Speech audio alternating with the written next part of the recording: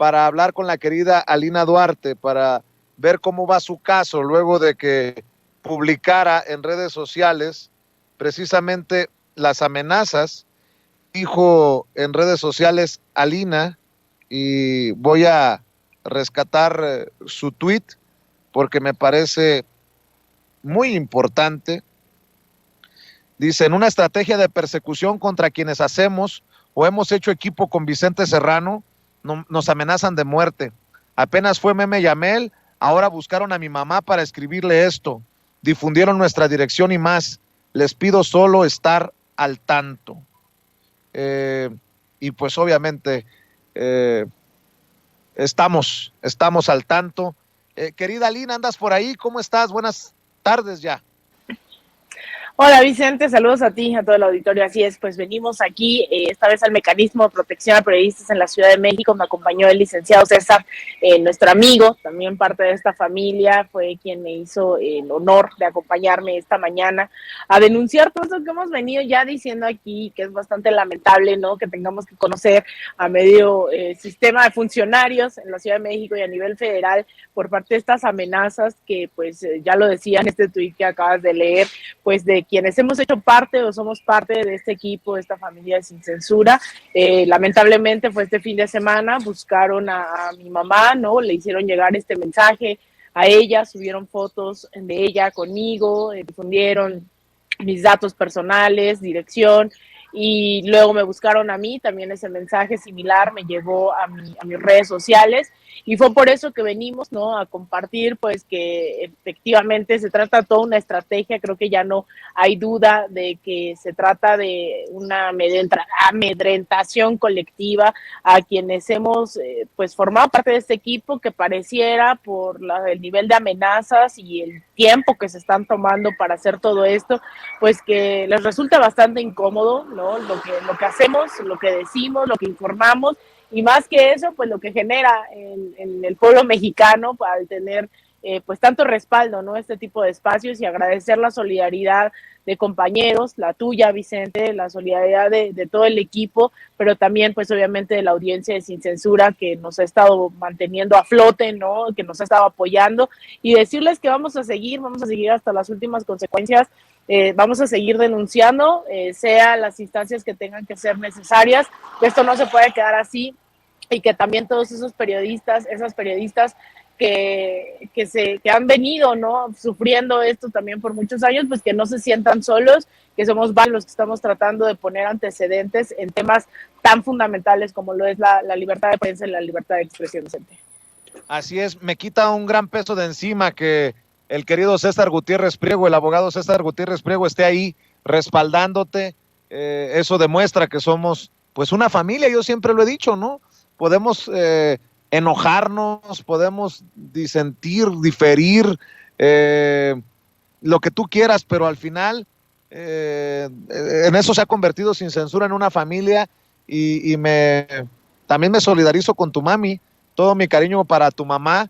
Creo que antes de que se salga esto ya de control, porque están señalando las direcciones de tu familia, la familia de Meme, hay fotografías de mi hijo, de mi madre, de tu familia, de la familia de Meme y de otros compañeros.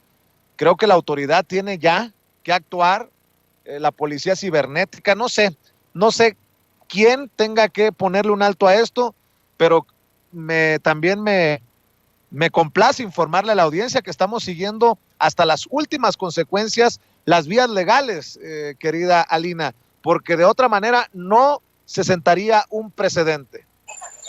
Así es, nosotros, yo creo que está claro, ¿no?, que a mí me tranquiliza bastante, Vicente, saber que todos estamos actuando de manera conjunta, ¿no? Que no estamos minimizando esto, y que también esto de sentar precedentes no solo es por nosotras, por nosotros, sino por los que vienen, ¿no? Y que sepan que tenemos que generar esos mecanismos dentro de las instituciones para que nos hagan caso, para que no se minimicen estas denuncias, para que nos respalden y para que se tomen medidas, ¿no? Porque lo hemos dicho aquí y creo que vuelve a quedar claro esto que nos dicen, es que ustedes, ¿no? Son consentidos, ustedes qué amenazas, esto es un show, y al final es, ¿no? Los intereses de estos grupos, ¿no? Que ostentaron el poder, que ostentan todavía mucho el poder en ciertos lugares, estados o a diferentes niveles, pues decirles que vamos, ¿no? Con todos cerrando filas, diciendo que esto tenemos que fortalecerlo, ¿no? Y sean horas las que tengamos que destinar a este tipo de situaciones, sean reuniones, sean denuncias, sean entrevistas,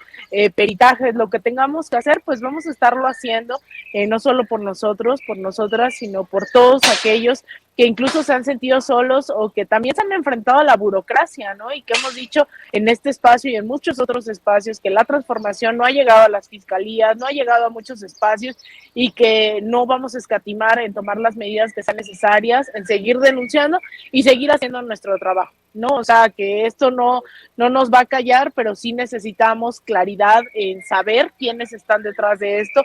No podemos nada más fingir que nada pasó y seguir con nuestras rutinas, sino decir que estamos al pendiente de cada una de las respuestas que nos dé la autoridad, pero también seguir presionando justamente a esas autoridades que nos den respuestas para nosotros y nosotros pues seguir haciendo nuestro trabajo todos los días. Voy a poner sobre la mesa algo que es aún más dramático, ¿no? Así como en su momento he dicho que sí es urgente que se le dé seguridad al hijo menor de edad de la senadora del PAN, Lili Téllez, que denunció amenazas de muerte contra su hijo, así creo que debemos de pedir respeto ante estas denuncias que levantamos por las amenazas de muerte que hemos recibido ya más de una docena de compañeros, en momentos en que, por ejemplo, en Puebla asesinan a una abogada y activista, la abogada y activista Cecilia Monzón. De hecho, el presidente Andrés Manuel López Obrador dijo que el asesinato de la señora Monzón en Puebla es un tema muy doloroso, que desde que tuvieron la información de lo sucedido atienden ese problema grave, pues fue una ejecución. Le mandó un abrazo a su familia y aclaró que se iba a tratar el tema en la mañanera. Le dio la palabra al subsecretario de Seguridad y Protección Ciudadana, Ricardo Mejía Verdeja, quien comentó que se han analizado ya las cosas y que ya tienen material importante de identificación y que no habrá impunidad. Por eso, con mucho respeto para el presidente, para el subsecretario de Seguridad y Protección Ciudadana, porque no queremos que se aboquen al caso cuando ya haya ocurrido una tragedia, es que pedimos que las autoridades correspondientes detengan este hostigamiento, estas amenazas, que no sabemos que si vienen de un loquito obsesionado con sin censura y quienes laboramos o hemos laborado en este espacio libre como el viento, o de plano es una estrategia montada y pagada desde esos círculos en los que, como bien decías, no caen muy bien que digamos nuestros comentarios, la información que manejamos, Alina. Te lo pongo sobre la mesa para que reflexiones y cerremos. Claro, pues mira, Vicente, yo creo que este espacio se ha convertido, y yo lo he dicho y te he agradecido muchas veces, en ese espacio de reflexión conjunta en donde todas y todos hemos aprendido, ¿no? Y podemos no estar de acuerdo y podemos agarrarnos del chongo y podemos disentir, y lo hemos hecho, ¿no? No es como que sea hipotético, lo hemos hecho, hemos confrontado ideas, pero jamás hemos apostado por la violencia ni por discursos de odio. Aún cuando sabemos lo que han significado discursos como de personajes como Lili Téllez, como Gabriel Cuadri, nosotros jamás hemos hecho llamados absolutamente nada y hemos sido muy respetuosos y a pesar y también muy responsables, ¿no? Creo que al menos tenemos presentes también lo que implican nuestras declaraciones, lo que implican nuestros balances, porque son miles de espectadores quienes nos están escuchando y a quienes nos debemos, y que ellos no, con la mano en la cintura, vienen y dicen cosas y hacen cosas que generan una ola de violencias, ¿no? Y más allá de si alguien, que también no lo desestimo, no hay que tener todas las cartas sobre la mesa, que haya alguien operando o un grupo operando que ha visto sus intereses vulnerados a través de este espacio, pues también están llamando a la población en general que no está de acuerdo con nosotros, con nosotras, pues a tomar cartas, ¿no? Y medidas y de acción violentas. Entonces, creo que esa es la gran diferencia y seguirle diciendo a la gente, ¿no? Que hay que seguirle apostando a la construcción de un debate claro, a la construcción de ese debate de las ideas, que hay que seguirlas poniendo a discusión, hay que seguirlas poniendo sobre la mesa siempre en el marco del respeto, ¿no?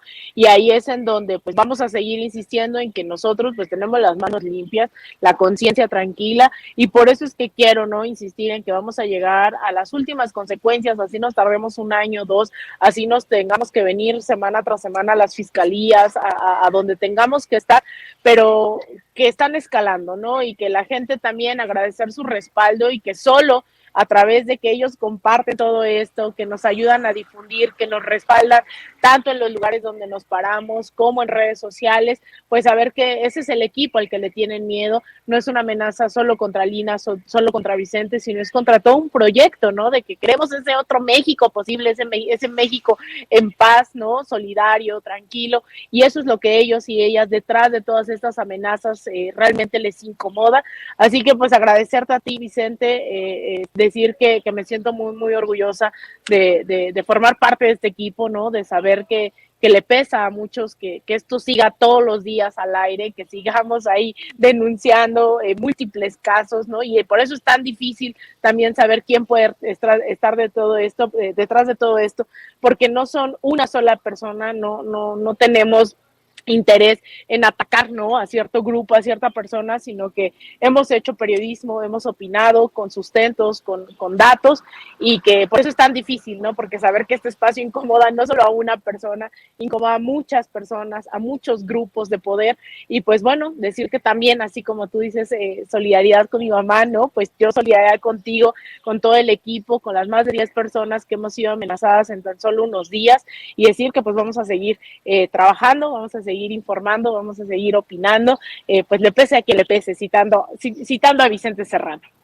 Eso, mi querida Alina, eso, te mando un abrazo y bueno, a lo que sigue, si es a descansar, que descanses, si es a seguir declarando y visitando a las autoridades, ahí está el querido César para respaldarte y nosotros obviamente también aquí al pendiente del caso. Cuídate mucho, Alina, estamos en contacto.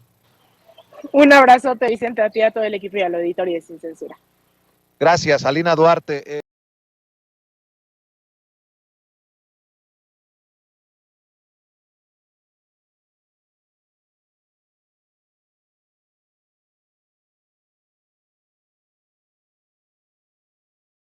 Ya se vino la mesa de diálogo, ya están listos compañeros, amigos, gente comprometida con la verdad.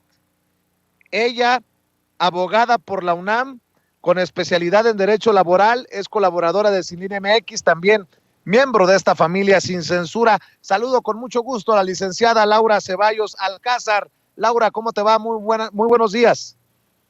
Querido Vicente, qué alegría de verte, además hoy que estás a la intemperie, hoy que estás en territorio, qué alegría de verte, qué bueno saber que estás pues ya digamos que de regreso a la arena favorita que es justamente con el público de Sin Censura.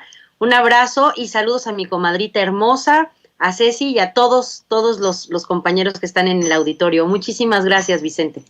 Fíjate que Alina en estos momentos se encuentra rindiendo declaración ante las autoridades correspondientes por la amenaza que le llegó y hoy, si te parece, compartimos micrófonos y cámaras con otro maestro, con el maestro Jaime Hernández, editor de la jornada Sin Fronteras. Querido Jaime, te mando un abrazo, ¿cómo estás?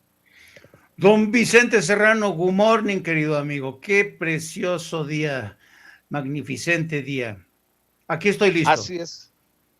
Así es, aquí estamos listos para hablar sin censura. Quiero aprovechar, porque no lo he hecho contundentemente, no lo he hecho en esta transmisión con toda la claridad que amerita el caso. Alina Duarte, te quiero, las amenazas de muerte no nos van a detener. Todo el cariño para tu mamá, y Alina se convierte en la nueva amigo de Sin Censura, que es amenazada. Hacen lo más bajo, que es decirle en dónde vive su mamá. Le muestran fotografías de la familia, y ante esto, mi querida Alina, solidaridad, te abrazo, y no estás sola. Qué bueno que ya estás ante la autoridad rindiendo declaración. Y bueno, para entrar a la mesa de diálogo, el presidente Andrés Manuel López Obrador dijo que se retira en el 2024, que va a cerrar su ciclo político. En Zaguaripa, allá en mi Sonora, afirmó que aún le quedan 2 años y 5 meses a su gobierno para concluir obras y proyectos, ya que no es partidario de la reelección. Advirtió que ningún político debe sentirse insustituible, además de que no hay que tenerle apego al dinero y al poder. Aseveró que tiene su conciencia tranquila, porque el que nada debe, nada teme, y tengo mi ángel de la guarda, dijo el presidente. Bueno, para que se tranquilicen esos que hablan de dictadura, para que se tranquilicen esos que hablan de intentos de perpetuarse en el poder por parte del presidente Andrés Manuel López Obrador, querida Laura. Pues mira, el presidente no tendría que haberlo refrendado, porque es un hombre completamente transparente, congruente, obediente de lo que dice nuestra Constitución, pero se los deja saber, porque yo creo que sí tienen un problema cognitivo grave los de la oposición. Me parece que no han entendido que el presidente no está construyendo un proyecto personal para él a futuro. Está llevando la palabra, la necesidad, el grito desesperado de millones de personas que se vieron empobrecidas por décadas, es más, por centurias, por estos grupos que se apoderaron de territorios enormes y que decidieron que ellos tenían los derechos más abultados que los de la ciudadanía. Pero esta visita a Sonora, que fue poderosísima, que me dio mucho gusto ver desde las danzas tradicionales a los hermanos de Sonora, a todos los pueblos que fue a visitar, y que les refrendó obviamente apoyo, no expropiación, les aseguró sus derechos. Me parece que era, pues, de alguna manera, la manera más justa de decirle al pueblo de Sonora: estoy con ustedes, porque sabemos que Sonora pues fue un pueblo, los pueblos de Sonora han sido devastados por estar asentados desgraciadamente en zonas riquísimas de minerales, y que fueron desplazados y fueron pues vueltos nada por muchísimo tiempo, y me parece la primera vez en sexenios enteros que alguien voltea a ver a las zonas que no se circunscriben al centro de la República. El presidente va a lo mismo a Sonora que al sureste, y justamente la misión del presidente en este sexenio, que vale por 2 y vale por 3, me atrevería yo a decir, justo es hacer lo que se dejó de hacer por sexenios enteros en una sola tanda. Por eso trabaja tanto. Hay veces que digo, bueno, si yo, que estoy aquí a la mitad, bueno, tengo 45, pero digo, hay días en que me canso antes. Es impresionante el nivel de trabajo del presidente, ese nivel de entrega, va, viene, sube, baja, tiene reuniones, escribe, y todavía le da tiempo para ser decente y buena onda con los adversarios. La verdad es que fue muy emocionante ver la visita de este fin de semana a Sonora, y a mí me parece que el presidente, te digo, no es que tuviera que refrendarlo, pero como hay gente, digamos, de manera decente, despistada, que todo el tiempo está jugando con esta idea de que el presidente, por ejemplo, en la consulta de revocación de mandatos, se estaba reeligiendo. O sea, hágame usted el fabrón, cabor.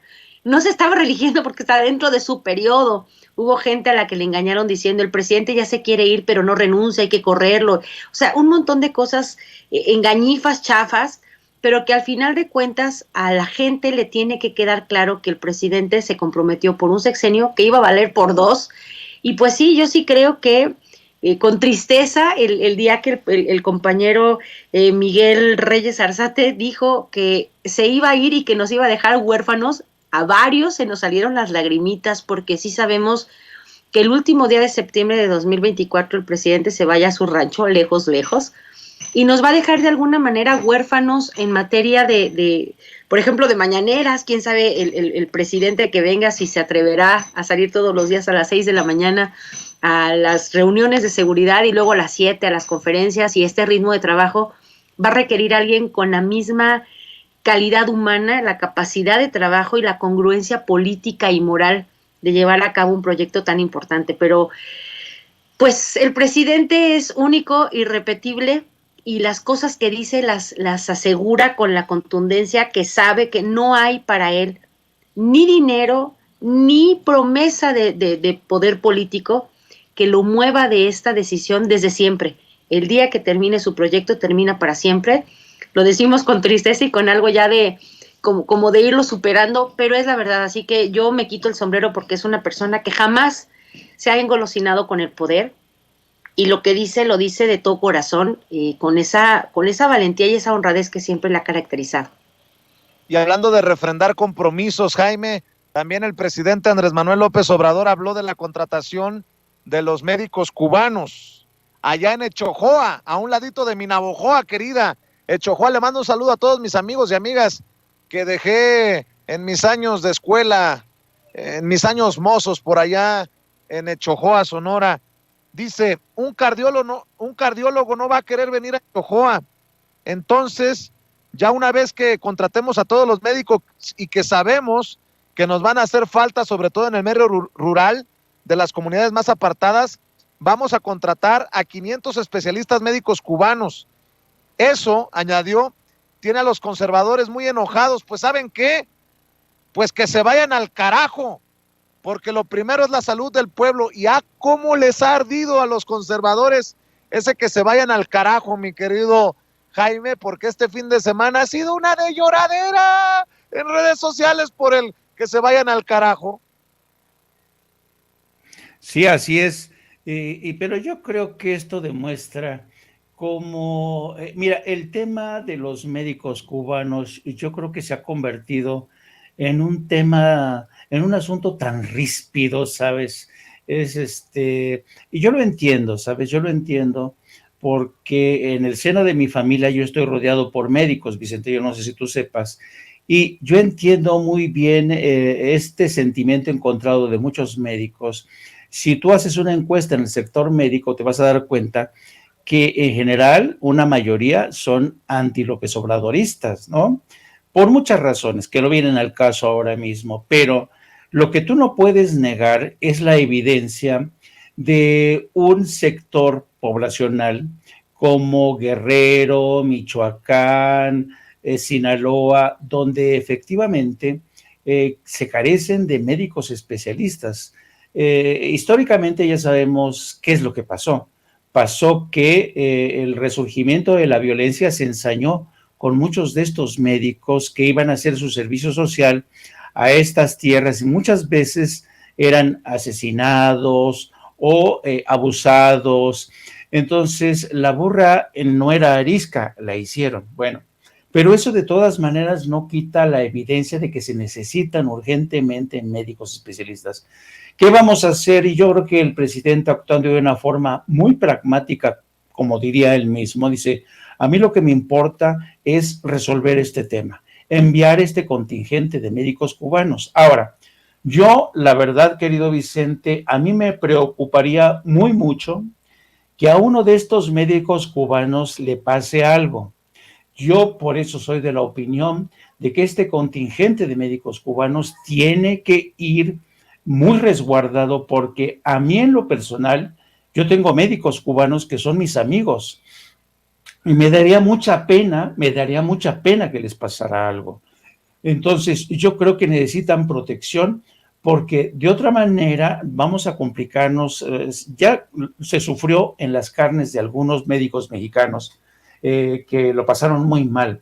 Es cierto que también hay una proporción de médicos que prefieren quedarse en la capital porque no quieren arriesgarse en absoluto. Yo te lo digo porque he sido muy cercano a estas pláticas de médicos que forman médicos y que prefieren decirles, miren, primero especialízate, consolídate en tu carrera y después vas a salvar a México. Y este discurso prevaleció. Entonces, insisto, estamos ante una realidad en que se necesitan médicos y sobre todo especialistas en, ¿cómo se llama?, en ginecología, cardiólogos. Entonces, mira, hay casos de pueblos que hay veces que yo he visto cómo gente lleva a lomos a un hijo, a una esposa, pero caminan kilómetros antes de conseguir un médico especialista. Entonces, sí que son muy necesarios. Y este ruido, yo entiendo el hartazgo del presidente, el hartazgo del presidente ante una crítica que no se justifica, ante una crítica que está tan llena de racismo y de clasismo, que la verdad eso te habla de mucho de estos ingredientes que la gente del PRI y del PAN siguen desconociendo, pero ahí está. Yo por lo pronto soy de la opinión de que sí, que se necesitan médicos, pero hay que cuidar mucho a esos médicos cubanos como si fueran nuestros médicos, Vicente. Licenciada Laura Ceballos, ¿algún comentario? También a ti, Jaime Hernández, antes de pasar a otros temas políticos, licenciada Jaime. Pues mira, yo la verdad es que sí, toda la solidaridad con Alina, con su mamá, contigo, con la querida Meme, con Rafa, con Toñito, con Celsin, con todos los compañeros de este proyecto que, como dice Alina, no es una competencia, no es una confrontación, es una necesidad de expresión, es una necesidad de atender lo que los artículos 6 y 7 constitucionales señalan como derecho de informar y derecho de expresar, pero siempre pues quitándole toda la paja a la que nos acostumbraron durante muchísimos años los que ahora se les llaman los medios tradicionales y que pues ven ahora sí que amenazado su imperio de poder porque hay comunicadores del pueblo que se han dedicado a hacer un trabajo honesto de manera pues honesta, perdón la redundancia, pero es que esa es la diferencia. Entonces, muchas gracias por siempre estar al pendiente de todos, porque ayer pues en el chat estuviste muy preocupado de quién es más, y bendito Dios que pues tenemos a un gran abogado en el equipo que está representando a todos, así que fuerza Lina, gracias licenciado César, y a todos los compañeros.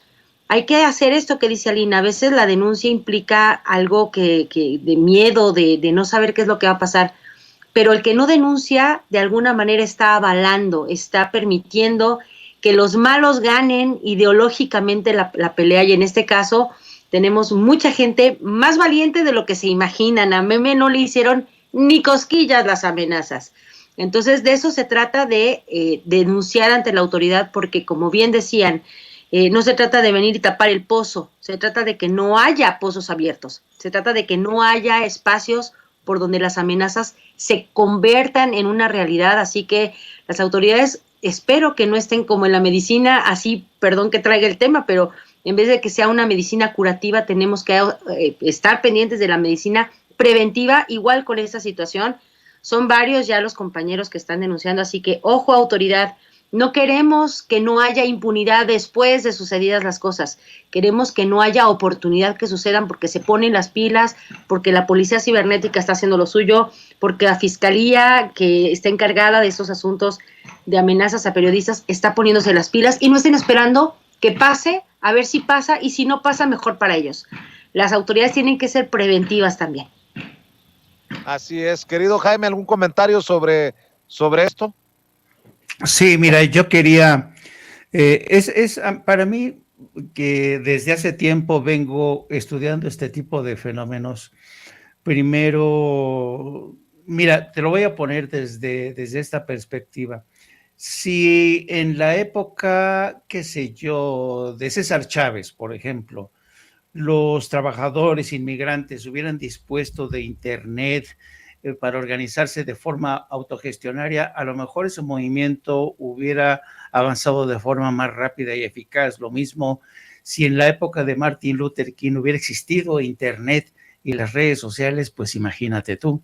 Yo creo que este tipo de movimientos como el de Sin Censura, porque es un movimiento de carácter autogestionario, es un movimiento de carácter espontáneo, casi orgánico, Pero la enorme virtud de esto, de esta organización que ha surgido de forma espontánea y además con un elevadísimo grado de altruismo y profesionalismo, convocados por un periodista como Vicente Serrano, que es como si hubiera caído un meteorito desde fuera del planeta y de repente este meteorito jaló, arrastró un montón de periodistas que todos tenían un objetivo en común, que era democratizar al país. Y yo creo que este movimiento, esta organización autogestionaria y espontánea te demuestra que si hay algo en México es sed de un medio informativo que transmita la verdad, que separe el grano de la paja, que sea profesional, que tenga la valentía y la decencia necesaria para decir las cosas como son, sin importar si en el proceso pasamos por encima de poderes fácticos, intereses económicos, intereses políticos. Pero ese organismo también al mismo tiempo ha aprendido a defenderse porque evidentemente no estamos caminando sobre huevos, a veces lo hacemos de forma bastante contundente y vamos a lastimar intereses. Por eso es muy importante este mecanismo de autodefensa, porque si no nos defendemos nosotros, si no nos cuidamos entre nosotros, pues mal asunto.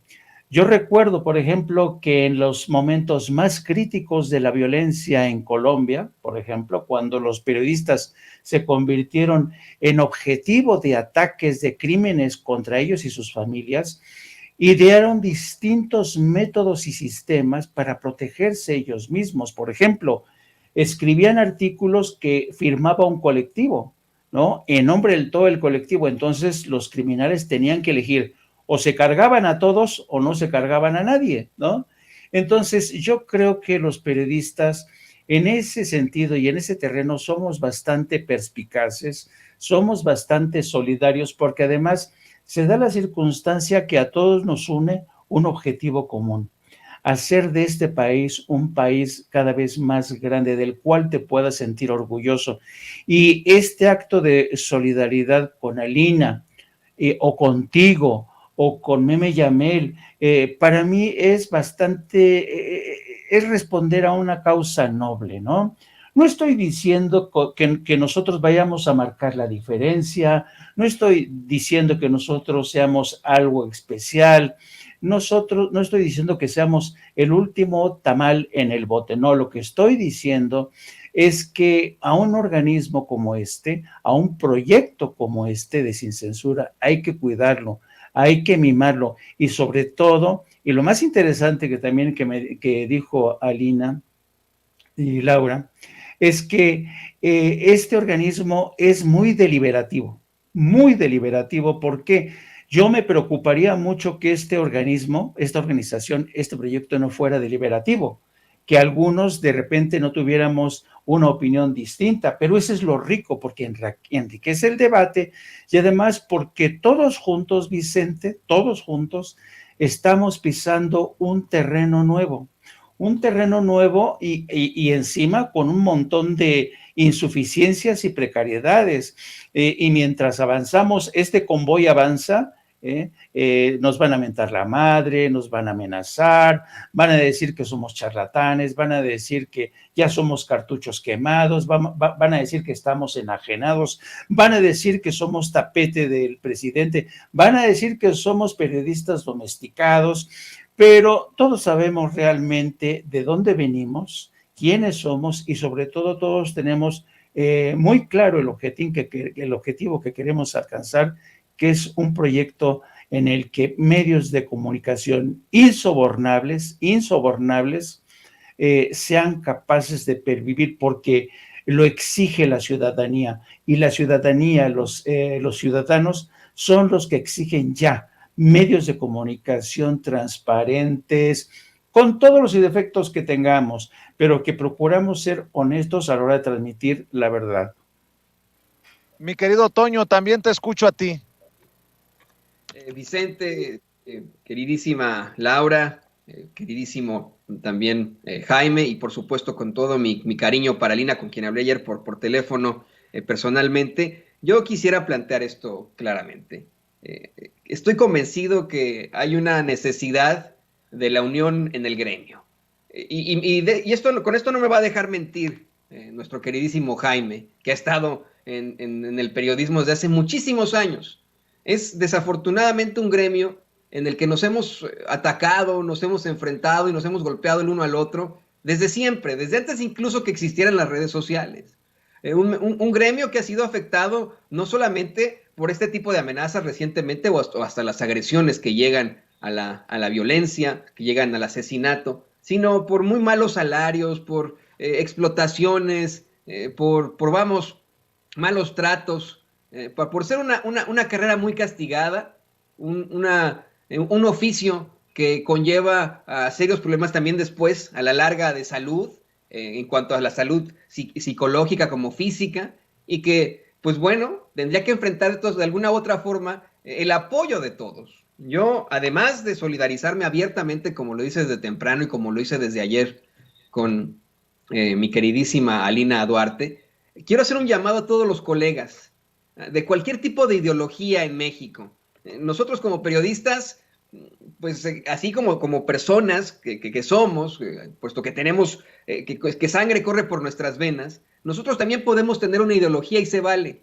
Mucho tiempo se ha planteado la idea del periodista robot, ese periodista que solamente informa. Eso no existe. Somos seres humanos y tenemos todo el derecho de explicar y expresar nuestras opiniones, hacer nuestros propios análisis y hacer un llamado a la sociedad para establecer sociedades más democráticas. Esa sí es una realidad. Y tanto tiene todo el derecho un periodista de la derecha de expresarse en contra del gobierno, como lo tenemos nosotros de hablar de las campañas de desprestigio en contra de ese gobierno, o bien de estar de acuerdo con algunas de las políticas que tiene este gobierno. Por eso es que hoy, frente a mis compañeros, a grandes periodistas, una gran abogada, que además es activista, como es Laura Ceballos, después de haber escuchado que tenemos ya a César Gutiérrez Priego, al licenciado César Gutiérrez Priego en el caso para apoyar a nuestra compañera Alina Duarte, y yo también, como uno de los periodistas que hemos sido amenazados junto con mi familia, yo no he dado muchos detalles al respecto, pero he recibido fotos de mi familia que me han dolido muchísimo. Yo, precisamente para evitar mayor problemática, lo he estado ya llevando directamente con el FBI, con las autoridades acá en los Estados Unidos, pero quisiera hacer un llamado muy honesto y absoluto a todos los compañeros, periodistas, comunicadores, a que dejemos el lenguaje de odio y la minimización en nuestras carreras, en nuestros oficios, en nuestro gremio, a buscar la unión, evitando comentarios como lo han hecho una y otra vez desde los medios de comunicación tradicionales para referirse a nosotros. Quiero comentar ya por último que esto se lo planteé ayer a un representante de Artículo 19 que tuvo a bien comunicarse conmigo ante las amenazas de muerte que hemos recibido. Y le he dicho que, en efecto, tenemos muchos problemas ahora por esa minimización en la que nos quieren ver como insectos, en la que nos quieren plantear como insectos, luego de estas amenazas de Lili Téllez y la difamación en la que incurrió Xóchitl Gálvez y Kenia López Rabadán, con tal de que esto se convierta en una problemática dura y fuerte en contra de nuestras personas por parte de cualquier persona que nos encuentre en un parque, en un restaurante, en un teatro, en la calle, y esto no puede ser así. Apoyémonos entre nosotros y le pido a usted que nos ve, que nos escucha, que siga luchando siempre por la verdad con justicia. Y bueno, compañeros, voy a tomar el timón de esta transmisión. Me parece que estamos viendo unas situaciones ahí con Vicente Serrano por allá. Le pido a don David que nos grabe para ir al último tema de esta agenda y platicarlo con ustedes, querida Laura, querido Jaime. En primer lugar, quisiera pues saludarlos con muchísimo gusto y quiero contarles que esta mañana Sara Pablo de Grupo Fórmula le dijo a López Obrador que este juez Delgadillo le hizo el planteamiento de lo que ocurrió con Scherer. La Fiscalía General, el juez Delgadillo desechó, como lo informábamos desde la semana pasada, el caso en contra de los abogados cercanos a Julio Scherer, el exconsejero jurídico de la presidencia, y que fue la Fiscalía General la que le abre ahora un expediente, una carpeta de investigación, a nada más y nada menos que al juez Delgadillo, poniendo en duda eso lo plantea Sara Pablo, y ahí te estaré un poco yo de acuerdo, pues pone en duda una vez más la imparcialidad de Alejandro Gertz Manero. El presidente ante esto aclara que su gobierno pues no puede intervenir en este tipo de casos, Y lo plantea, querida Laura, como si se tratara de un asunto familiar, un asunto en el que hasta en las mejores familias pues hay circunstancias en las que hay diferencias, pero que pues esto tiene que ser más bien tratado directamente en el ámbito judicial. Menciona algo que es muy, muy fuerte, querida Laura. Dice, la mamá y el papá del diablo es el dinero. Por eso nosotros como gobierno nos podemos ocupar de este tipo de casos. ¿Qué nos puedes decir tú al respecto de esto, querida Laura? Ay, Toño, ese sí es un tema espinoso y peludo y feo, porque al final de cuentas, mira, por un lado, hay quienes suponen que el presidente tiene que organizar, arreglar, desenredar todas las madejas, y esto es una bola de anzuelos, o sea, está tan complicada la situación y se perdieron durante muchos años la división de poderes en lo fáctico, es decir, una cosa es lo que dice la Constitución, que pocos, incluso los legisladores pocos saben exactamente lo que dice la Constitución en función de lo que le toca a cada uno, es decir, lo que le toca al Poder Ejecutivo, al Judicial y al Legislativo en cada una de sus dos caras, que son la Cámara de Diputados y Senadores, que de alguna manera sí se entendió la idea de el presidente tiene obligación de arreglarlo todo. Desgraciadamente, pues no es así en la práctica, digo, antes sí, porque el presidente le decía a sus lacayos que estaban en las cámaras, en el Poder Judicial, en la Fiscalía, quiero que hagas esto y se hacía, tal cual. Si había que desaparecer expedientes, personas, lo hacían, no tenían ni pudor ni recato. Hoy que se está buscando que se restablezca esta división de poderes, que se viva en un verdadero Estado de Derecho y que al fiscal en este caso le corresponden unas tareas y que habemos muchos, perdón, no se dice habemos, pero habemos muchos que no estamos al 100 de acuerdo con la forma en que gestiona Gertz Manero la fiscalía y que desgraciadamente pues sí se ha visto también mezclada su parte familiar, lo íntimo con a quien investiga y a quienes no. Creo que de alguna manera sí nos da un poquito de coraje que el presidente pues sea tan respetuoso de esta división de poderes, porque quisiéramos que dijera, a ver, no, ya, a la fregada, se va, que me traigan a otro que sí funcione. Pero desgraciadamente, pues las cosas, si el presidente ya planteó que en todo va a ser respetuoso de la ley y de la Constitución y de los poderes a los que él tiene acceso de acuerdo a la definición que hace justamente la Carta Magna, pues no va a dar ningún manotazo y va a exigir que se cumplan. Lo máximo que puede hacer es exigir que se cumplan las tareas, las funciones, instar al Poder Judicial para que haga lo suyo, instar a la Fiscalía para que haga lo suyo, pero él no puede seguir siendo aquel mandamás, el poder de los poderes que daba un manotazo y se hacían las cosas tal cual exigía. Entonces es desgraciadamente un arma de doble filo, porque no queremos que haya un autoritarismo como el que había antes, pero al mismo tiempo sí queremos que quite al fiscal, sí queremos que él diga lo que se tiene que hacer. Entonces esa es la parte que no digerimos. A mí no me encanta la idea, no me fascina cómo está funcionando la fiscalía, porque pues va muy dilatada en algunas cosas que debiera estar, pero si a las vivas, tendría que estar como tren bala, llevando todo lo que tendría que llevar pues ante la justicia, y vemos más que solo dilación, vemos incluso como inactividad. Por otro lado, y sin defenderlo, y varias veces lo hemos platicado, no se trata que yo defienda a Gertz Manero, que se defienda solo si es que se tiene que defender, pero también hay que entender que dentro de la Fiscalía, como institución, como esa parte intermedia entre la ciudadanía que denuncia y las autoridades ante quienes se judicializan las cosas, hay un montón de gente que se ha convertido en los tapones de la justicia, que no permiten que se hagan las cosas de la mejor manera. Entonces, si vemos que de repente a Gertz le preocupan más las situaciones familiares y la fiscalía no funciona porque los miembros que la componen son personas que fueron impuestas desde tiempos de, por decir, García Luna, pues estamos metidos en una situación muy complicada, estamos en el centro de ese nudo de anzuelos, y tristemente la labor en la parte de justicia de ese sexenio va a quedar ligeramente más corta de lo que tendríamos que estar esperando, porque al final las cosas no se judicializan solamente porque la gente presente denuncias, tiene que haber un trabajo de fiscalía que no se está haciendo de manera adecuada y que tiene además un tinte de favoritismo. Esto me gusta porque me conviene, esto no me gusta porque me afecta, a esto lo pongo en el cajón de lo perdido y pues a ver cuándo sucede.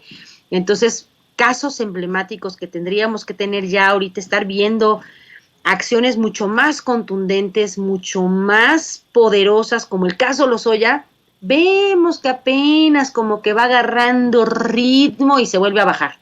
Entonces, esa es la parte que creo que hablo por muchos, nos sentimos que nos queda a deber la parte de la persecución de los delitos, no delitos que están pasando ahorita, delitos que tienen 1, 2 y hasta 3 sexenios de haber sucedido y que ya están durmiendo el sueño de los justos los expedientes, que no se está trabajando con la misma intensidad que se hace en los otros rubros del gobierno federal y que tendríamos que estar, pues obviamente, bastante más enojados de lo que ya estamos, pero pues tomar una acción diferente es decirle al presidente quítalo y pues el presidente desgraciadamente, ese es el único reclamo que tengo para mi Cotton Head, que él siempre le dé el respaldo y siempre dice que es una buena persona y que hace las cosas de la mejor manera, pero creo que le falta ahí un poco de candela, pues para exigirle a Gertz que trabaje de manera óptima, no bien, sino óptima, porque el país es, me parece, que la pata más frágil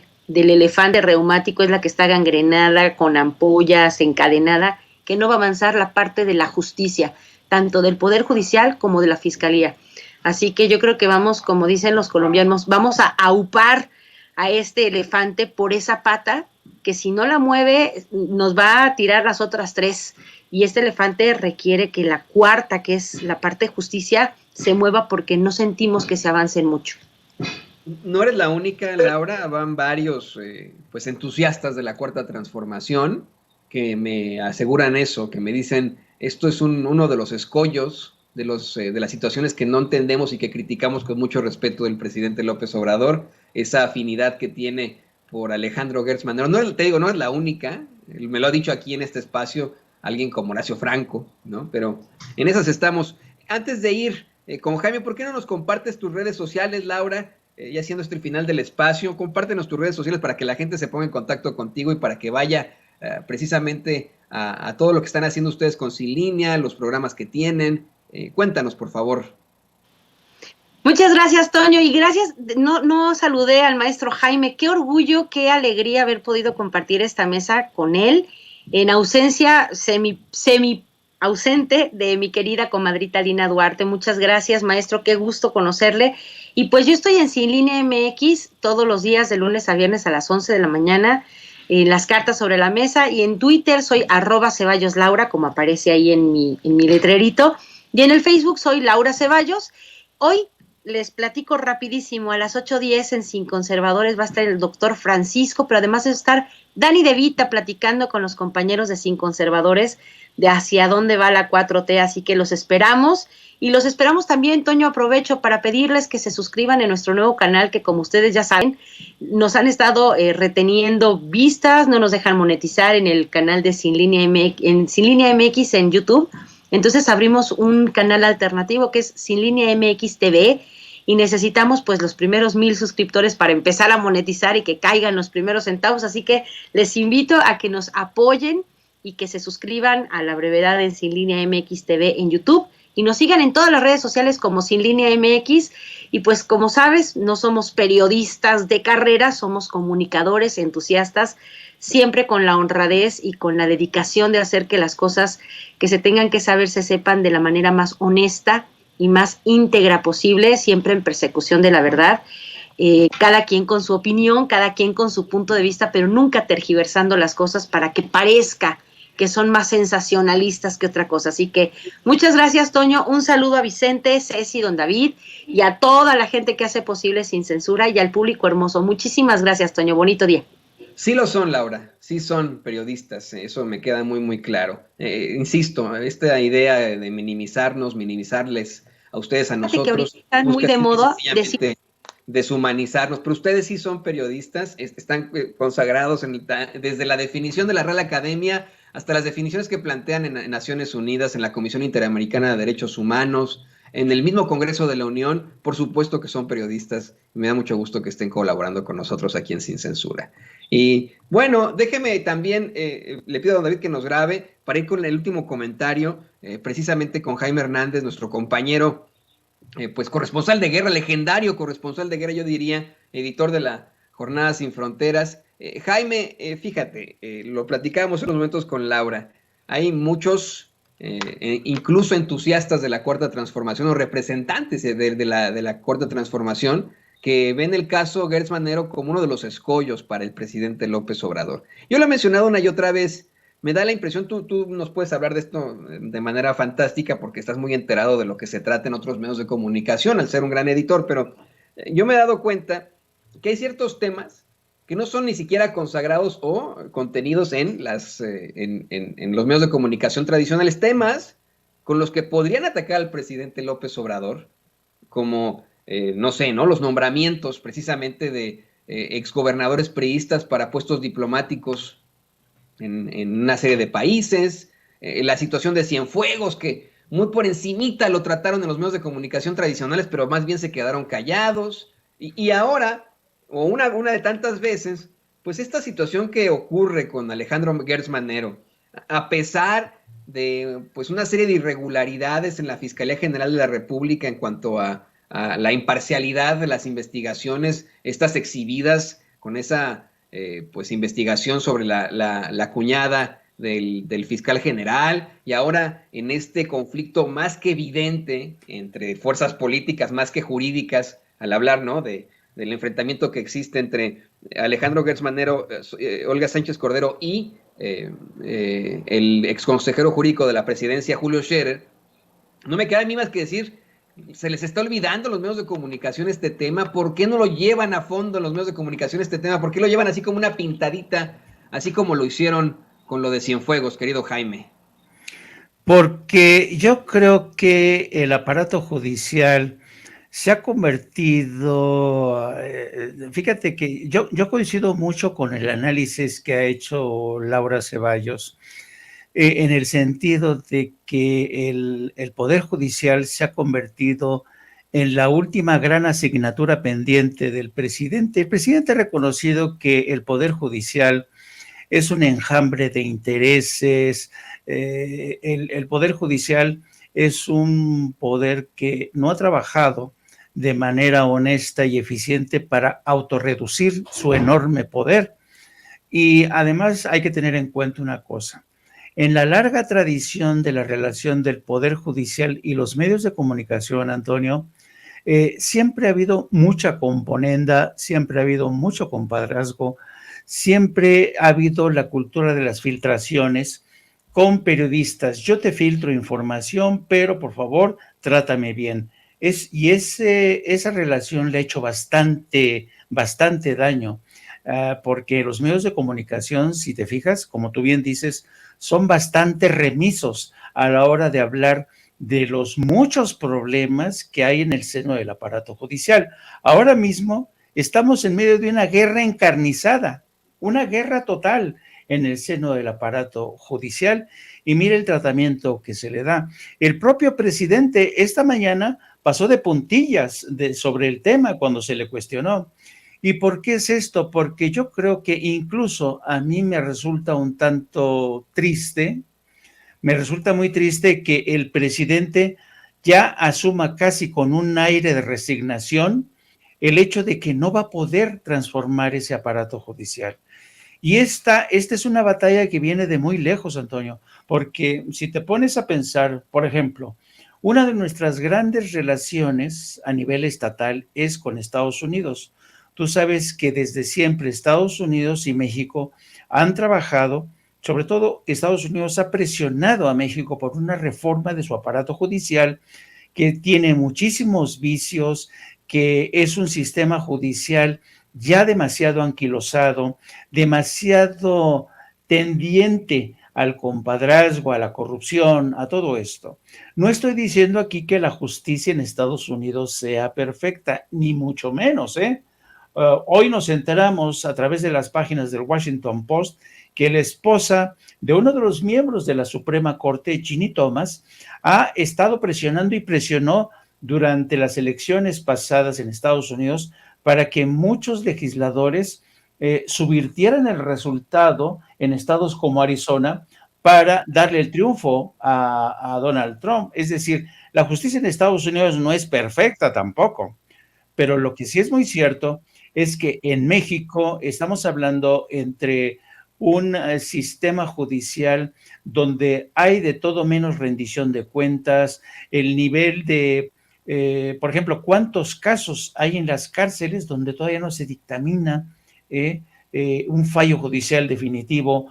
¿Cuántas veces hemos visto casos de rufianes, malandros, narcotraficantes, que gracias a un juez salen bajo fianza? Y cómo hemos visto, yo me quedé con los ojos de plato cuando el juez le dio marcha atrás a esta decisión que venía desde la fiscalía.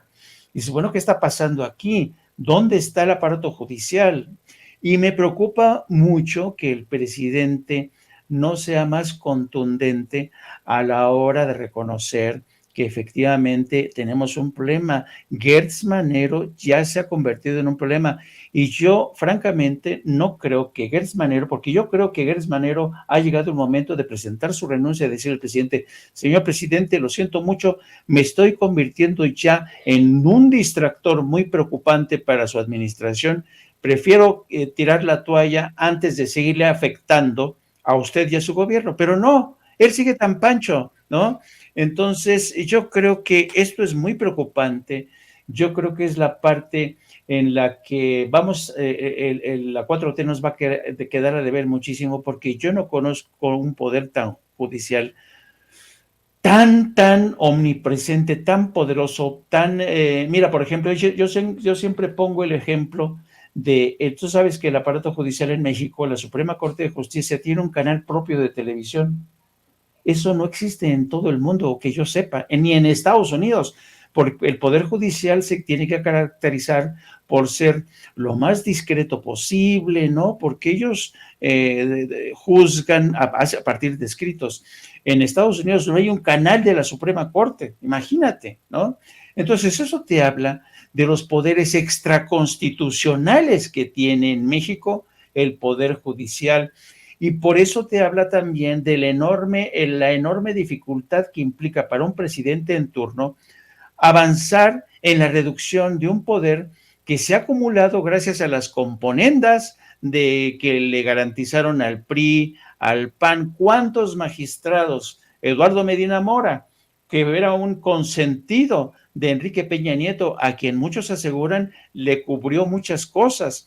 Entonces, en México falta muchísimo terreno por avanzar. Y si yo también me encuentro, como tú, querido Toño, entre quienes nos encontramos demasiado insatisfechos, y creo que desafortunadamente ya no hay tiempo para arreglar este tema.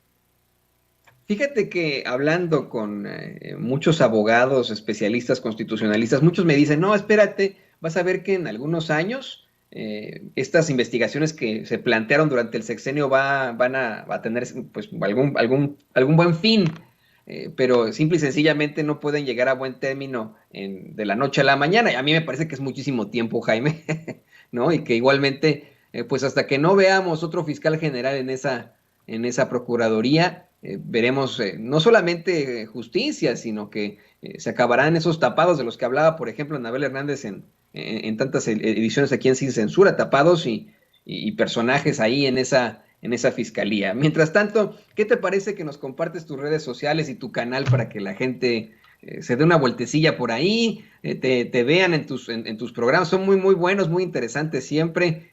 Ahí me parece que uno de tus principales colaboradores, a mí me cae muy bien, siempre se me olvida su nombre, tu amigo, compañero, este perrito, pues se me va su nombre, me cae muy bien. Gracias, querido Antonio. Pues sí, yo les pido que se sumen a nuestro canal No Apto para Cínicos. Transmitimos todos los días a partir de las 14 horas y ya saben, busquen No Apto para Cínicos en YouTube, denle a la campanita para que les avise cuando iniciamos transmisión y también les pido que nos sigan a través de nuestras redes sociales, a través de mi cuenta @Jaime Journo y también a través de la sección de La Jornada Sin Fronteras, del gran periódico La Jornada, donde todos los días le seguimos la pista a este fenómeno de la migración, de los desplazados de guerra que han llegado para quedarse. Muchísimas gracias, Antonio. Abrazos a todos ahí en Sin Censura, nuestra querida Cecia, nuestro querido Vicente, y a ti, por supuesto. Muchísimas gracias a ti, Jaime, más que en comunicación, y bueno, como siempre, toda nuestra admiración por ti. Hasta la próxima.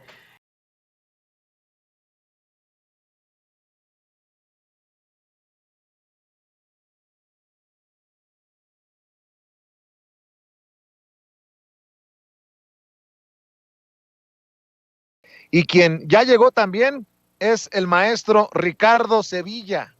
El maestro Ricardo Sevilla, escritor, periodista independiente y miembro de esta familia Sin Censura. Mi querido Ricardo, te saludo con mucho gusto. ¿Cómo te va? Muy buenos días todavía.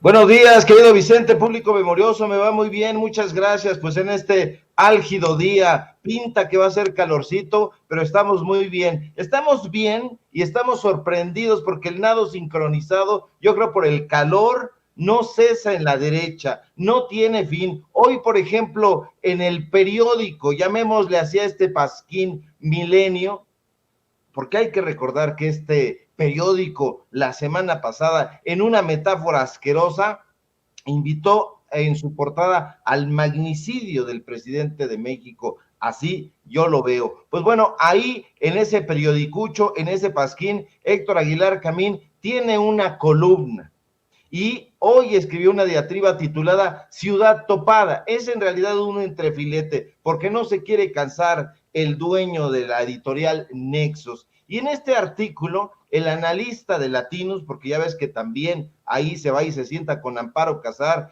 con Chucho Silva Herzog y con otros aduladores de Roberto Madrazo, nos dice que este fin de semana acudió ahí como no queriendo la cosa a Guadalajara, a tierras tapatías, y nos dice, fui a un pequeño foro internacional en Guadalajara. En primer lugar, sería interesante saber qué pequeño forito internacional se celebró ahora en la ciudad malgobernada por Enrique Alfaro. En segundo lugar, sería la más deseable saber cuánto le pagaron a Aguilar Camín, probablemente del erario público, como suele ocurrir siempre que este sujeto acude a eventos, de acuerdo con él, chiquititos, pero que no se nos olvide, público memorioso, ni un instante, ¿quién demontre? Bueno, no saben qué es demontre, porque ya ves que no tienen dos dedos de frente.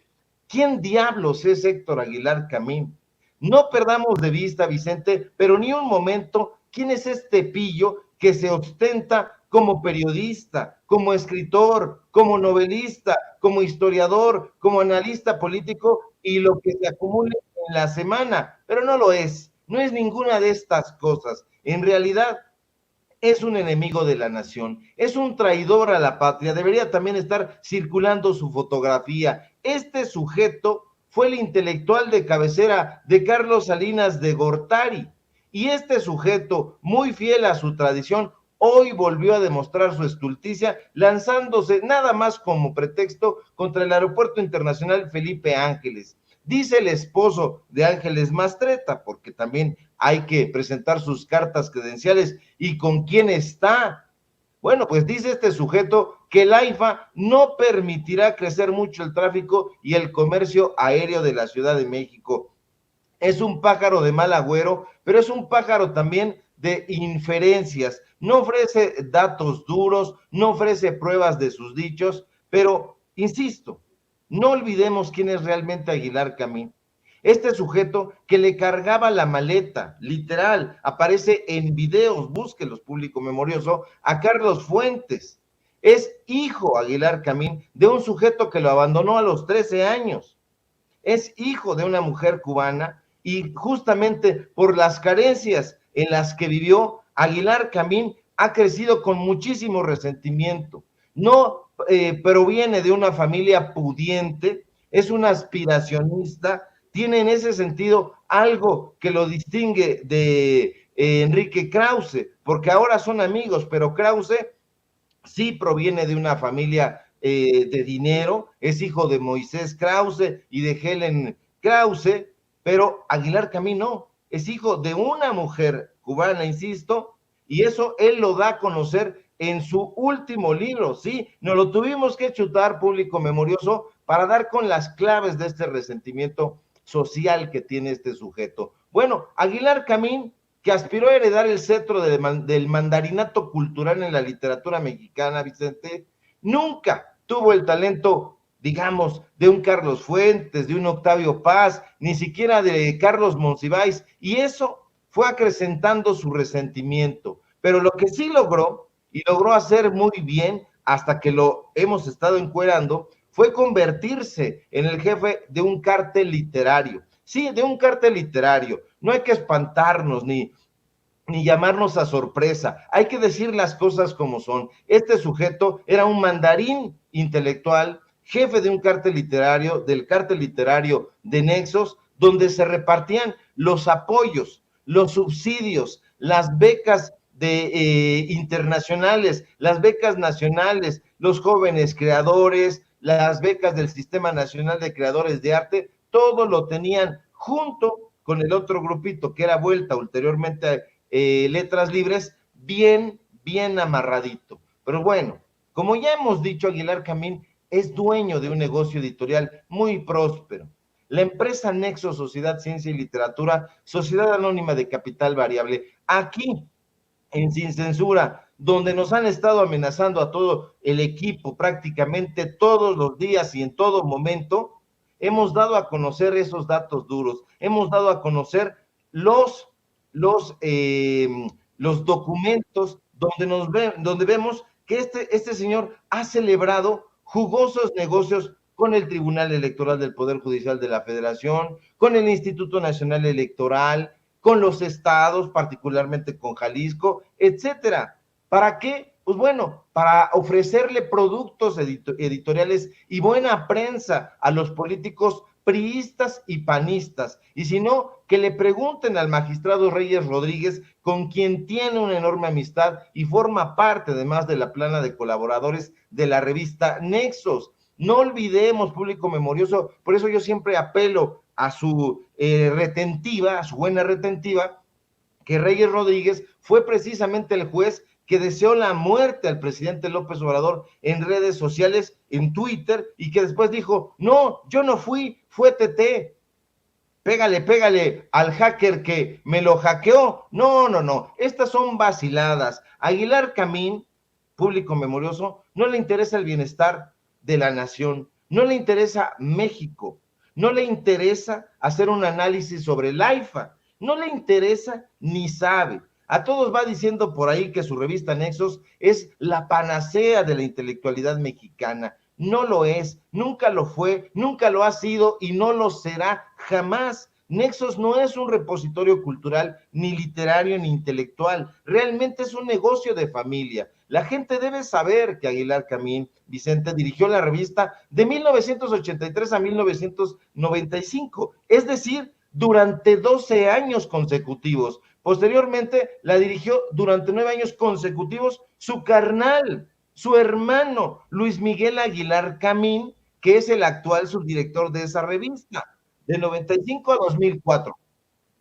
Después, 5 años más, se la prestó a su cuate, a su entrañable amigo Pepe Woldenberg. Sí, el sujeto que es prácticamente el jefe de Lorenzo Córdoba y es el que realmente está moviendo todas las piezas. No olvidemos en ningún momento, público memorioso, de dónde vienen estos sujetos. Woldenberg es el jefazo, Ciro Murayama y Lorenzo Córdoba son sus delfines, hay que decirlo.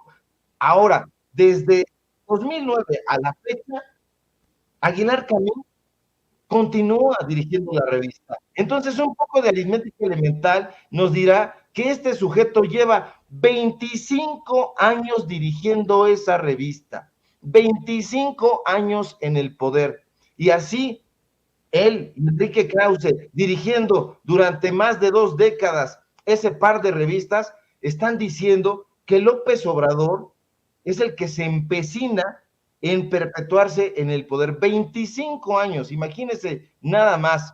Ahora, otro que se parece a este columnista execrable de Milenio, ya de por sí Pasquín, es Diego Fernández de Ceballos. Ya sabemos que Diego Fernández de Ceballos se engañó a la población diciendo que era el enemigo número 1 de Carlos Salinas de Gortari y gritando, ya ven que era muy teatral, muy sensacionalista.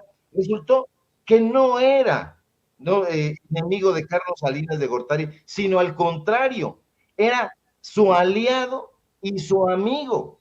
Y es por eso importantísimo que tengamos en cuenta quién está diciendo qué, quién está publicando qué cosa, porque ahí, presentando las cartas credenciales de quiénes son estos sujetos, nos vamos a dar cuenta de dónde viene y de parte de quién, como dice el presidente López Obrador.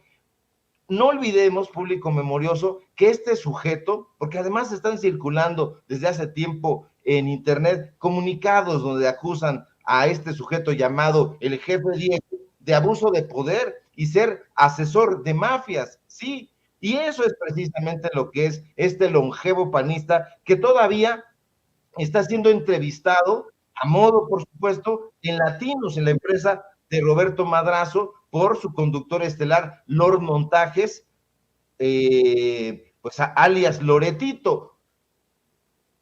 Diego Fernández de Ceballos, Vicente Público Memorioso, es uno de los padres de la corrupción. Si López Obrador dice que el padre de la desigualdad es Carlos Salinas de Gortari, yo diría que el padre de la corrupción es precisamente Diego Fernández de Ceballos, porque este sujeto no es más que un traficante de influencias, un rentista de la crisis, y de acuerdo no conmigo, sino con lo que en su momento dijeron los secuestradores, que supuestamente lo privaron de su libertad allá en 2010. Recordemos que en el contexto de la liberación de Fernández de Ceballos, el grupo que se atribuyó su aprehensión hizo circular en internet 3 comunicados en donde lo definían a este ex candidato presidencial panista como uno de los políticos que más se caracterizó por el abuso del poder, el tráfico de influencias, el enriquecimiento ilícito, el robo al erario público, el robo de los bienes de la nación, legislando en pro, como hacen estos todavía, estos panistas, en pro de los grandes monopolios, asesorando a las mafias del poder y litigando a favor de los capos del narcotráfico. Entonces, ¿de qué nos vienen a hablar, Vicente Público Memorioso? Tratar de hacer estas acusaciones, estas inferencias en este pasquín, por favor, son unos cínicos, unos caradura. Estos son, Público Memorioso, de cuerpo entero, los críticos de López Obrador. No les crea, pero no les crea un ápice. Y si vamos a debatir con los datos duros, no con ocurrencias. Estos entrefiletes que se publican en ese periódico, no sé por qué sigue saliendo a la venta. Yo el otro día decía en los datos duros, ¿por qué no ha renunciado el director de Milenio? ¿Por qué no se ha ido Óscar Cedillo? No Sevilla, Cedillo. Porque ahora resulta que ningún pasguato sabe quién es el director de Milenio. No hace mucho tiempo que dejó de ser Carlos Marín. Échenle un ojo al conejo. Trabajaba en Excelsior. Él era el que partía el queso allá en la edición digital del periódico Excelsior y ahora ya se lo llevaron para Milenio y es el que palomeó esta portada y nos lo dicen las fuentes. ¿Qué óvole, conejo? ¿No vas a renunciar? ¿O qué es lo que está pasando? Aguas ahí, Óscar Cedillo, porque te están dando gato por liebre y tú lo estás aprobando y te estás contaminando y ya eres idéntico a Ricardo Rafael de la Madrid, a Aguilar Camín, a López Dóriga y a todos estos mequetrefes que publican en ese pasquín deleznable. Mi querido Ricardo, fíjate, yo no conozco a Aguilar Camín, pero creo que estaba fuera del restaurante al que llegué a desayunar con Julián Macías Tobar esta mañana. Es chaparrito, ¿no? No, es alto, ha de medir 1,85 m más o menos. Ah, entonces no era. Porque a lo mejor casi, era el hermano sí es más bajo, pero son muy parecidos físicamente. Ah, bueno, pues a lo mejor. En fin, ya lo alucina uno y lo ve por todos lados. Pero qué interesante que menciones el Milenio con la plana completa de los personajes que le tiran jabs, ganchos al hígado al gobierno de la Cuarta Transformación. Y bueno, pues hay que estar al pendiente porque no superan el tema del aeropuerto internacional Felipe Ángeles. ¿Y sabes qué? Ni lo superarán, mi querido Ricardo. No lo superarán, querido Vicente, y entre otras cosas porque eso significaba mucho dinero. No olvidemos, por ejemplo, que sus amigos de enfrente, la gente de Grupo Imagen, pues tenía negocios, bueno, no ellos, su jefe, Olegario Vázquez Raña, Olegario Vázquez Aldir, que tenía contratos con el aeropuerto fracasado, que ya no se llevó a cabo, y por eso están duro y duro con el asunto de Texcoco. No, están sangrando por la herida, pero ellos no tienen argumentos y no los tienen porque simple y sencillamente reciben un WhatsApp, una llamadita, dicen, ¿qué te parece si hoy hablamos una vez más en contra del AIFA? Y ellos, como buenos salameros que son, y para continuar en esos espacios donde les pagan bien, dicen, órale, por eso no tienen pruebas. Por eso no saben hacer periodismo. ¿Qué periodista Aguilar Camín? Pues yo no le recuerdo ningún reportaje en toda la historia. ¿Qué historiador? Yo no le recuerdo libros de historia. Le recuerdo artículos que él presentaba desde la égida de su jefe, al que le robó prácticamente la revista Nexos, que fue Enrique Florescano Mayet, alias el jefe Quique Florescano. Puros Enríquez, mi querido Vicente. Sí, estamos, maestro. Así es, mi querido Ricardo Sevilla. Te agradezco mucho que nos pintes este claro panorama. ¿Por qué no cerramos invitando a la gente para que te siga en redes sociales, para que te siga apoyando en los datos duros, para que te siga apoyando en Twitter, maestro? Claro que sí, querido Vicente, público memorioso. Síganme, por favor, en mi cuenta de Twitter, @SevillaCrítico, en Facebook, Ricardo Sevilla, así nada más, en el canal de YouTube, Los Datos Duros. Ahí van a encontrarnos así como Los Datos Duros MX, todo de corridito. Síganme, por favor, en el diario Basta, donde estoy publicando mi columna martes y jueves, y desde luego aquí en La Familia Sin Censura, donde estoy participando al filo de las 11 de la mañana, de lunes a viernes. No se pierdan el miércoles, porque estamos preparando una investigación especial para ver de parte de quién nos están pegando, qué están haciendo, por qué tanto odio al trabajo, y todo apuntaría que surge a partir más o menos de las críticas a Lili Telles, las críticas y a la agresión que sufriste de parte del Pelón Gómez. Entonces, no se pierdan el miércoles de investigación especial aquí en Sin Censura. Así es, pues te agradezco, mi querido Ricardo, vamos a estar al pendiente. Por lo pronto, te mando un abrazo, maestro, y nos vemos mañana, si todo va bien, aquí en Sin Censura. Otro fuerte de regreso. Gracias, el maestro Ricardo Sevilla, hablando con nosotros sin censura.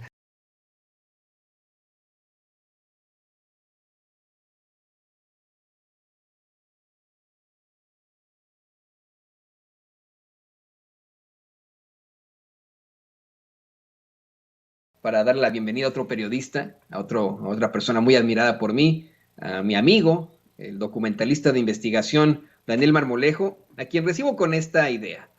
Daniel Marmolejo también ha sido, pues vamos, amenazado de muerte varias veces, también enfrenta una serie de problemáticas él en su persona, ha hecho estas denuncias aquí al aire, después de decir la verdad, después de hacer una serie de planteamientos claros sobre lo que ha ocurrido, por ejemplo, en la cooperativa de la Cruz Azul, ¿no? Cuando Daniel en su momento advirtió que podía llegar a una situación tan terrible como ocurrió con la masacre de hace algunas semanas en la planta que tienen ahí en Tula Hidalgo.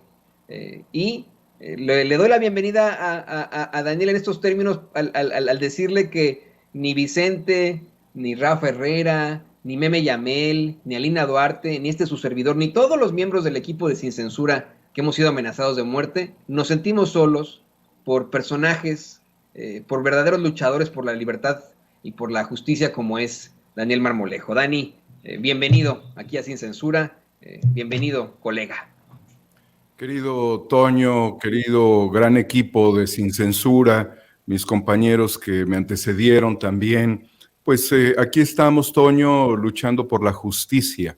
Yo creo que este es el rubro más importante que tiene que avanzar nuestro país. Impunidad cero, que es lo que se plantea en las conferencias del presidente con el Gabinete de Seguridad. Y desde luego este talón de Aquiles que ha sido la Fiscalía. Señalar, de acuerdo a lo que comentas, querido Toño, que logramos algo extraordinario hace poco más de 8 días en la mañanera. Pude mover la piedra y salió la rata, Vicente, Toño, equipo de Sin Censura, porque hemos seguido todos este tema de la aparición a través de video de Guillermo Álvarez Cuevas, conocido en la mafia de Cuello Blanco como el Billy, quien ahora aparece nuevamente, pero hace poco más de una semana que le hice los planteamientos al presidente y concretamente al subsecretario de Seguridad Pública sobre una advertencia que había hecho de un clima de crispación y de violencia en Ciudad Cooperativa Cruz Azul y que era necesaria la participación de la Guardia Nacional, del Ejército, evidentemente que se tenían que realizar acciones judiciales de detención de sujetos que son no solamente prófugos de la justicia, sino que están impunes, y pregunté específicamente por ese personaje siniestro. Apareció Toño, y logré yo en esa acción reflexiva algo más trascendente que no había hecho la Fiscalía General de la República y que no había hecho Interpol, hacer que apareciera el sujeto. Evidentemente, a mí me queda claro que Billy Álvarez vive oculto, pero ante el amparo de algunas autoridades públicas y políticas, quienes estarían pagándole favores recibidos y no lo están investigando.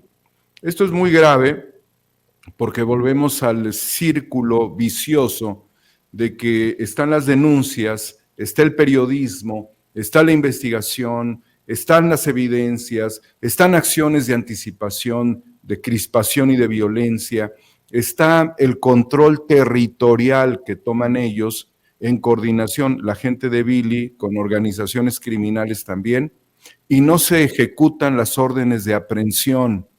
Y son temas que tienen en su mano tanto Fiscalía como Interpol. Entonces, ¿qué esperan? Que los periodistas denunciantes terminemos siendo la justicia, que nosotros seamos quienes tenemos que hacer las detenciones, como la detención civil que haré de Felipe Calderón. Ellos están, las autoridades, aletargadas, y como se hablaba con nuestros compañeros de Sin Línea MX, con la licenciada Laura Ceballos, muy apreciada en su importantísima reflexión de este día, hay una dilación de la justicia en México. El presidente señaló entre los meses de agosto, septiembre del año 2006, en el Zócalo de la Ciudad de México, querido Toño, ¿cuántos criminales de cuello blanco hay en prisión?, señaló el presidente de la República. Lo hizo durante la pugna y la crisis política electoral del año 2006, en el robo a la candidatura, el robo a la elección que hizo Felipe Calderón. Ahora yo le pregunto al presidente de la República, ¿cuántos criminales de cuello blanco, querido Toño, hay en prisión? Y nos vamos a sorprender que son muy pocos, porque Billy Álvarez está prófugo, porque su hermano Alfredo, que es cómplice de Billy Álvarez, obtiene un amparo contra la orden de detención y le devuelven recursos. Porque Carlos Romero de Champs no tiene ningún seguimiento judicial real, ostensible.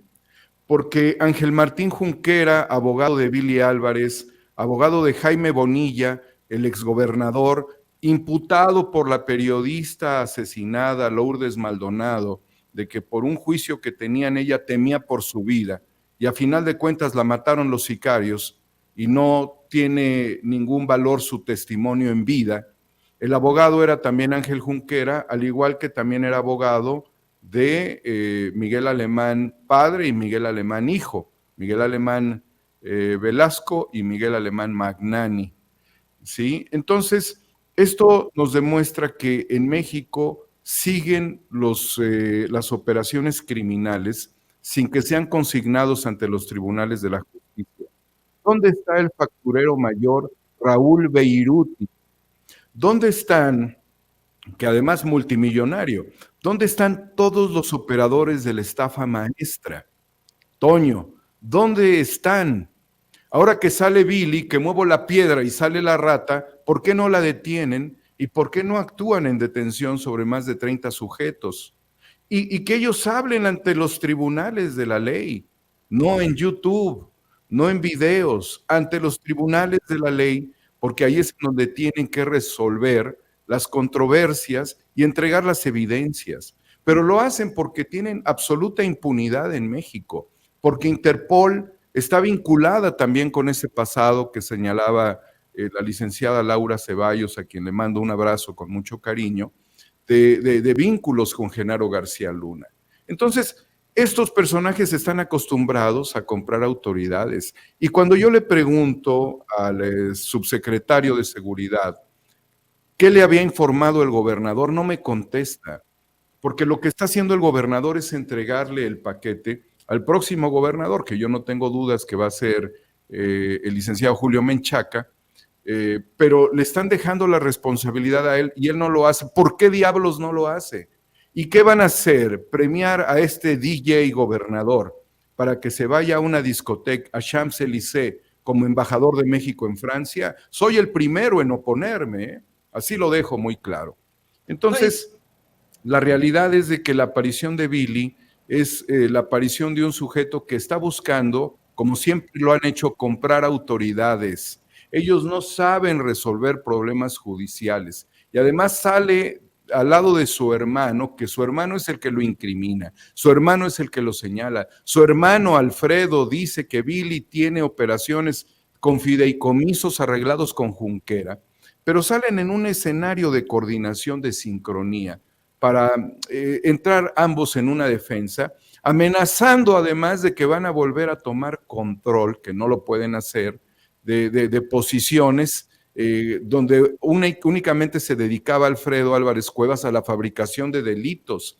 Él tenía una operación totalmente sesgada con las autoridades para chayotear medios de comunicación, para comprar autoridades judiciales y con todo ello imputarle delitos a socios que eran sus opositores, que fueron sus opositores. Hoy sus opositores tienen el control y estos no están liberando ese control, por eso tienen un secuestro de una planta, la cual detentan pues bajo argumentos ilegales en algo que se denomina judicialmente como despojo. ¿Dónde está el gobernador Fayad? Hoy tendría que estar el gobernador Fayad encarando este tema que fue la ejecución de 8 personas y además la alteración de la escena del crimen y clausurando esa planta mientras no se resuelvan todas las controversias judiciales. Pero este gobernador vive en otro mundo totalmente. Por eso si lo quieren mandar a realizar una actividad representando a México como embajador, pues yo creo que sería un adecuado embajador o cónsul en Bangladesh, donde está la pobreza, donde está la miseria, que él se ha negado a ver y que lo tienes también a este embajador con el tema del desastre ambiental en el río Tula, donde llegó prácticamente un embudo de excrementos de la Ciudad de México, con todo lo que esto significa, a inundar todas las comunidades, incluyendo 17 escuelas en los márgenes del río. Es un desgobierno total, es una desvergüenza y es una operación de protección a grupos y organizaciones fácticas como la del Billy Álvarez, querido Toño. A mí me preocupa muchísimo el caso de Hidalgo como nos lo planteas y estoy completamente de acuerdo contigo. Esta es una situación que desafortunadamente ni siquiera es cuestionada por los medios de comunicación tradicionales que solo sirven para el golpeteo político, desafortunadamente. Y yo quiero insistir con esto, querido Daniel, con lo que le planteaba también a Jaime Hernández, cómo es que, en efecto, hay tantos temas con los que se podría cuestionar a la actual administración, pero tal vez por miedo o por los mismos intereses no dicen algo al respecto. Tú tenías el sartén por el mango en esa mañanera, tienes toda la razón, hiciste los planteamientos que se necesitaban hacia el subsecretario de Seguridad, Ricardo Mejía, y como político, no como policía, como político, te dio la vuelta, ¿no? Y no te dijo, pues en realidad lo que necesitábamos saber, no te respondió tu pregunta. Y por eso le pido a don David que nos grabe, porque se viene la elección en Hidalgo. Tú eres un experto de esta elección. Y hace unos momentos nos planteas cómo es que no tienes dudas que quedará en el cargo, quedará en la gubernatura Julio Menchaca, y que pues probablemente se habla de una idea en la que no está interviniendo el gobernador actual, que también tiene una serie de irregularidades, ya que podría obtener algún tipo de beneficio diplomático. Sin embargo, hay muchas cosas detrás de esta candidatura. En días pasados vimos a un personaje como el exgobernador priista, nada más y nada menos que de Coahuila, Humberto Moreira, asegurando que pues va a perder su cuñada, su cuñez, Carolina Villano, la gubernatura, y ahora sale con otro tipo de declaraciones. Dice que no es asesor de Julio Menchaca, como lo había planteado su hermano Rubén Moreira, pero que sí voten por Julio Menchaca. Dice que van a hacer cualquier cosa, su hermano y su cuñada, para ganar la gubernatura, pues son los reyes del fraude, así les llaman, ¿no? Yo lo que te quiero preguntar a ti es tu opinión sobre la cercanía que pudiera tener o no Humberto Moreira con Julio Menchaca. ¿Es esto perjudicial? ¿Tú crees que en verdad hay algún tipo de cercanía entre Humberto Moreira y Julio Menchaca, a pesar de que él diga que no es su asesor, pero que está en estos momentos haciendo un llamado al voto allá en Hidalgo para Menchaca? Es muy interesante tu pregunta porque tiene muchos tintes políticos y elementos de análisis profundo, querido Toño. Evidentemente, el exgobernador Moreira se ha divorciado de su familia, pero ¿qué tan cierto puede ser esto? En realidad, el anuncio de que Julio Menchaca va a ganar es un anuncio que viene pues de todas las encuestas, de los análisis paramétricos, de la participación popular de la gente en todos sus eventos, del desbordamiento lleno de entusiasmo que tiene este proceso electoral, en donde pues han sido 93 años de latrocinio y finalmente terminas con una figura desgarbada, una figura acéfala, con falta de carácter, con falta de valor y determinación, que pues termina por inundar al PRI. Ni siquiera le ha dado el gobernador Fayad una ventaja competitiva a Carolina Vigiano, sino todo lo contrario. Es parte del funeral político del PRI tras 93 años. Es probable que tengan una amistad porque hay que recordar que el candidato de Morena viene del PRI también, o sea, y también pudo haber tenido un trato con cualquier priista, incluyendo el gobernador Fayad, o con cualquier otro personaje de la política y de la vida pública.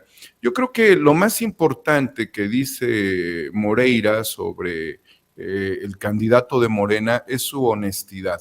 O sea, la ubicación en la que la mayoría de los políticos, y no todos los políticos, y sus compañeros políticos de Morena, del PT, de Nueva Alianza, reflexionan sobre Julio Menchaca es su honestidad.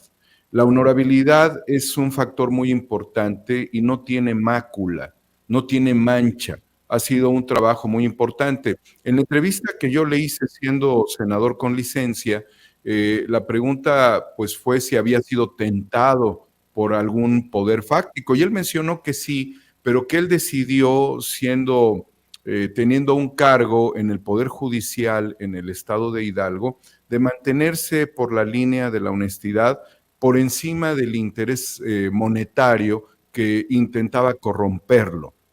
¿Sí? Fue presidente del Tribunal Superior de Justicia del Estado de Hidalgo y allí pues él habla de algo que es importante, que es la honestidad. Su familia es una familia de personas vinculadas al negocio, al comercio, y es el de la tintorería. Entonces, lo que más recuerda a Julio Menchaca es obviamente la condición de respeto que su familia le educó, le enseñó, y el valor que tiene el nombre y el apellido. El referirse siempre a los clientes como señor, señora, hablarles de usted y entregarles siempre una prenda limpia. Yo creo que las prendas que va a recibir en el gobierno están teñidas de violencia, de sangre, de corrupción, de presidentes municipales guachicoleros, de un poder judicial de cabeza, de una economía fracturada, de una pobreza que no se frena con el puro interés y el deseo, y de una desigualdad y de rezagos históricos de décadas, considerando que es uno de los estados más pobres del país.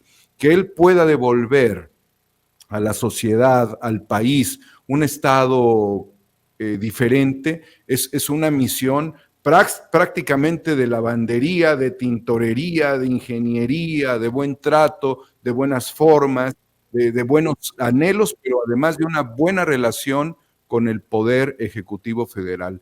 Creo que Moreira reflexiona sobre la labor que significa ser gobernador y él ve que Hidalgo va a mejorar y no le queda más que aceptarlo. Y si pone en esto, refrenda el valor de la amistad por encima de las condiciones familiares, pues qué bueno. O sea, es una reflexión política necesaria. Y obviamente sería bueno que le recomiende que no endeude a Hidalgo como ellos endeudaron a Coahuila. Eso sería fundamental. Pero algo dijo que no hay que soslayar, querido Toño, las cochinadas que siempre ha hecho el PRI, y estas cochinadas tienen una característica muy importante. Ya no se trata de ganar, porque el PRI sabe que no va a ganar, ni con todo el dinero va a ganar. Lo único que se trata es de no verse ridiculizados en la derrota, porque yo lo que vaticino es una derrota aplastante. Híjole, fuertes palabras, Daniel Marmolejo. Yo espero que así sea y espero que no solamente por una diversidad en cuanto a un partido, sino de diversidad de partidos, y de una vez por todas, mi querido Daniel Marmolejo, echar al PRI de la vida política. ¿Qué te parece que nos compartes tus redes sociales como siempre, querido Daniel, para que la gente se ponga en contacto contigo, para que te vea en tu canal y para que siga vamos viendo estas importantes investigaciones que tú realizas y por supuesto los análisis a profundidad, que es lo que necesita el pueblo. Lo que necesita el pueblo es eso, insisto, no es que yo tenga que hablar muy bien aquí de Daniel Marmolejo, pero necesitamos periodistas que levanten las piedras y exhiban a las ratas como lo ha hecho Marmolejo, aunque no le hagan caso a las autoridades. Nosotros como pueblo de México sí. Daniel, ¿por qué nos compartes tus redes sociales? Por supuesto, querido Toño, mis redes sociales es Homo Ex Novo en YouTube y, en Twitter, Homo Ex Novo, y en YouTube 4A República con programas interesantes, vibrantes. Qué bueno que estemos unidos, Toño, qué bueno que podamos sacar a las ratas de las coladeras, decirle a las autoridades que no están haciendo su trabajo. Insistirle al presidente de la República que no se dé por vencido en la intención de reformar al aparato de justicia, porque el aparato de justicia, que fue el que en el 2006 facilitó la corrupción con el expresidente del Tribunal Electoral del Poder Judicial, Leonel Castillo, que dijo que nos juzgue quien quiera juzgarnos, y así le dieron el triunfo a Felipe Calderón, nos costó mucho, mucho dolor, y porque el caso de los 43 normalistas no se ha resuelto plenamente en México, y porque los criminales de cuello blanco están sueltos. Tenemos que luchar contra las ratas, querido Toño, queridos amigos de Sin Censura, cueste lo que cueste, porque si no lo hacemos, estas ratas se van a volver alacranes y van a tener alas y nos van a envenenar con su terrible ponzoña, como ya lo han hecho. Aquí estamos siempre a la orden, solidarizándome con la querida Lina, con Meme, solidarizándome con Vicente, contigo, con Rafa, con Celsin Juárez, solidarizándome con todos, porque es parte de una orquestación para tratar de amedrentarnos, de hacernos sucumbir en el proyecto de transformación y de esto que fue fundamental también expresado en la plaza pública en el año 2006, la revolución de las conciencias. Aquí estaremos, querido Toño, como luchadores que somos. Así es, aquí estaremos y estaremos unidos. Muchas gracias, querido amigo Daniel Marmolejo. Sigue luchando, que nosotros seguiremos luchando. Amigos, amigas, regresamos en breve, pero mientras seguimos hablando sin pelos en la lengua, sin censura, usted puede suscribirse a nuestros 3 principales canales en YouTube. Sin Censura Media, en donde tenemos más de 1,600,000 suscriptores, Sin Censura TV, en donde tenemos más de 1 millón de suscriptores, y en Sin Censura Presenta, en donde queremos llegar muy pronto a los 100,000 suscriptores. Si usted ya está inscrito en Sin Censura Media, suscríbase en Sin Censura TV. Si ya está suscrito en Sin Censura TV y Sin Censura Media, suscríbase a Sin Censura Presenta. Recuerde que es gratis, no tiene que sacar un solo centavo de su bolsillo para apoyarnos. Dele clic en la campanita para que los señores y señoras de YouTube envíen las notificaciones cuando estemos transmitiendo en vivo y en directo o estemos subiendo videos. También nos puede seguir en Twitter en @Vicente Serrano y hasta en Instagram. Ojo, también estamos en Instagram. Son nuestras redes sociales y con el apoyo de ustedes seguimos creciendo, porque con ustedes todo, sin ustedes nada.